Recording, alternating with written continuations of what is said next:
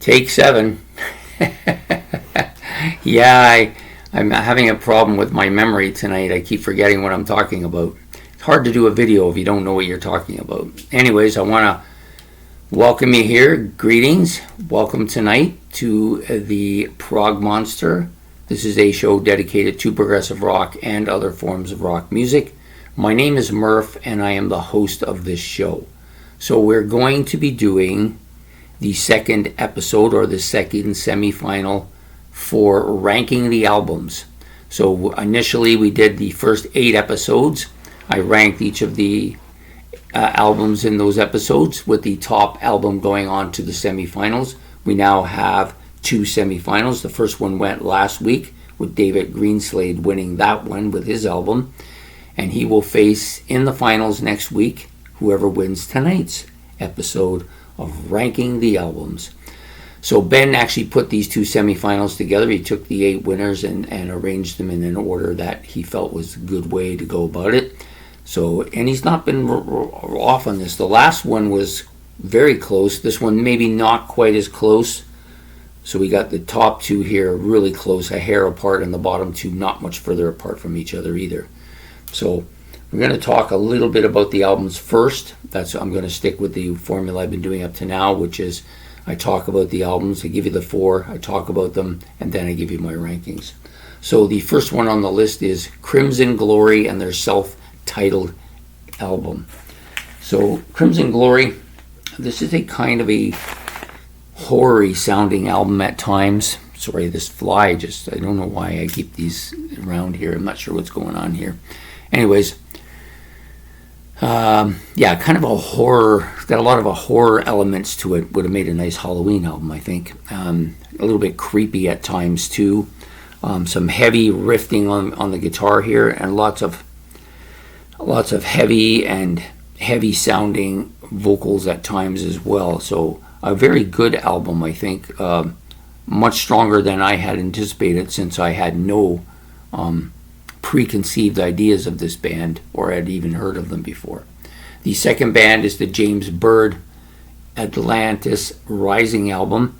This one is very metal-ish, like lots of metal sound to it. Very, at times, a little bit of that Whitesnake going on here. Not overly. I would say a hint, couple songs, basically what it is. But that it has that 80-ish kind of what we would call hair metal or glam metal, whatever you want to call it, sound to their music. It's quite good. It's a pretty solid album, I think.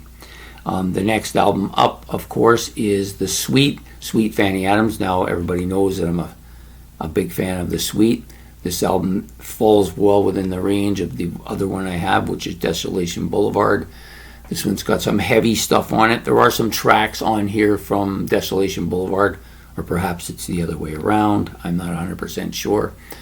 But there's some real deep cuts on this album that are just absolutely killer. And so that's the Sweet Fanny Adams album. And the last album that we're doing tonight is Allan Holdsworth's Metal Fatigue. Pretty heavy album, but lots of jazzy fusion sounds to it as well.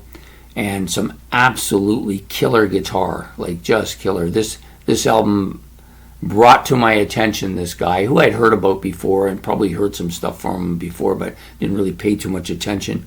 Well, I've been paying attention to him since he was given to me the first time. He's absolutely a killer guitar player, and this album is a pretty solid album. So now it's time to do the awesome rankings. I'll just throw my book away over here for now. So I decided to go with Crimson Glory and their self-title as the number 4 spot. I think it finished in number 4 fairly easily. I don't think it was much of a challenge for the number 3. It had a little bit of a challenge at times. I think this is an excellent band, and for a first time exposure to them, I thought they were fairly good. I like some of the aspects of their music quite a bit. So they're going to come in at number 4. Number 3 is going to be James Byrd, Atlantis Rising. Again, a surprise to me. I didn't expect this band to do much because I never heard of them before. The album was very kind of commercial, yeah, that kind of, it's got that commercial metal sound to it, or hair metal sound, or glam metal sound to it. And just really, to be honest with you, 3 of these 4 bands have a little bit of that going on here. But this one of them, it's more obvious on this album. I thought it was a pretty solid album, and it finished in 3rd spot fairly easily over Crimson Glory. There was a little bit of a struggle there at times, but I think ultimately, this is just a better album. Number 2, this was a tough one because both of these bands or artists could have won this easily. I flipped back and forth while I was listening to them and decided that I think the reason I'm going to give it to the number 1 band is just because they're more of a rock band than... So Allan Holdsworth's going to come second here.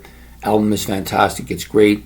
I just think that this Sweet Fanny Adams album is better because it's more what I like on the whole, but it's very little. There's not a lot of separating these 2 albums, but I think Sweet Fanny Adams just was a hair better and just a little bit better of an album. And lots of that hard rock stuff that I like. So Sweet Fanny Adams from The Sweet will go on to the finals to face David Greenslade and his album. And that will come out next week, next Friday, and that will be the last episode for ranking the albums for this round.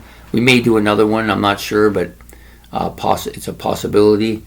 But at any rate, I hope you enjoyed this episode of ranking the albums. Please hit the like and subscribe buttons and the notification bell above my head there. And if you want to make any comments about the 4 albums today or the tournament or anything, whatever you want to call it, you can do that in the comment section below. And we'll be back next Friday night for the final episode with the 2 finalists. So take care and have yourself a good evening. Goodbye.